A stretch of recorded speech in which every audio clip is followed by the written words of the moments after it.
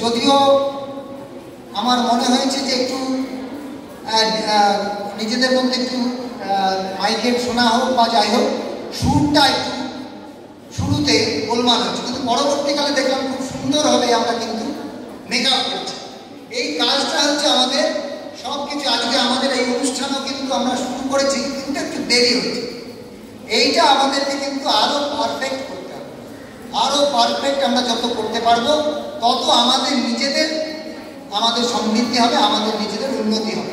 তো সেই কারণেই আজকে এই যে আমরা রবীন্দ্রনাথের 165তম জন্ম জয়ন্তী উৎসব উপলক্ষে আমরা এখানে একত্রিত হয়েছি, রবীন্দ্রনাথকে স্মরণ করছি এবং তার যে আমরা গানগুলো গাইছি, এই গানের প্রতিটা লাইন যদি আমরা নিজেদের মাথায় যদি আমরা বা হৃদয়ে আমরা যদি এটা অনুভব করি, তাহলে কিন্তু আমরা বুঝতে পারবো যে উনি আমাদের জন্য কি দিয়ে গেছে। সেইটা আমি আশা করব যারা এখানে ছাত্রীরা যারা পড়াশোনার মধ্যে আছো, তারা আগামী দিনে এগুলো আরও বেশি করে চর্চা করবে এবং নিজেদের আরও ডেভেলপমেন্টের জন্য বিভিন্ন অ্যাক্টিভিটিসের মাধ্যমে যদি আমরা সেই কাজগুলোকে রপ্ত করতে পারি, তাহলে আমাদের আগামী দিন আরও উজ্জ্বল হবে।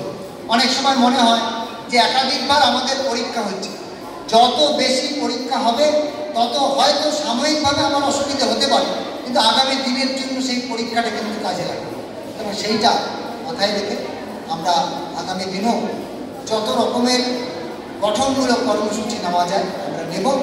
আমি সকলকে আজকে যারা এখানে উপস্থিত হয়েছে সকলকে পুরো কার্যক্রমে থেকে এই অনুষ্ঠানটা শোনার জন্য আহ্বান জানাই এবং এই বলে আমার বক্তব্য শেষ করছি।